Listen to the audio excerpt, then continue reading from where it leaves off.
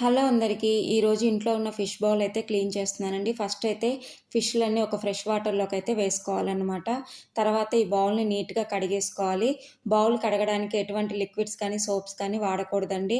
Plain పీస్‌తో శుభ్రంగా ఒకసారి నీట్‌గా కడిగేసుకుంటే సరిపోతుంది. సోప్స్, లిక్విడ్స్ అయితే వాడకూడదనమాట. ఈ విధంగా నీట్‌గా కడిగిన తర్వాత బోరు వాటర్ మాత్రమే వేయాలండి ఇందులో. లేదంటే మంచినీళ్ళు కానీ అలా వేసామంటే ఫిష్‌లు బతకవనమాట. బోరు వాటర్‌లో అయితే అవి చాలా రోజులైతే బతుకుతాయండి.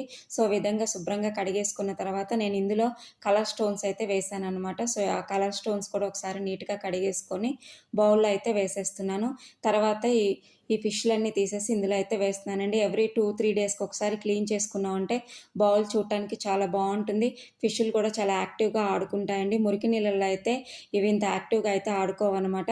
సో, ఈ బౌల్ అంతా కడగడం అయిపోయిన తర్వాత ఒక టిష్యూ పేపర్ తీసుకొని నీట్‌గా తుడిచామంటే నీటి చుక్కలు ఆరిపోయిన తర్వాత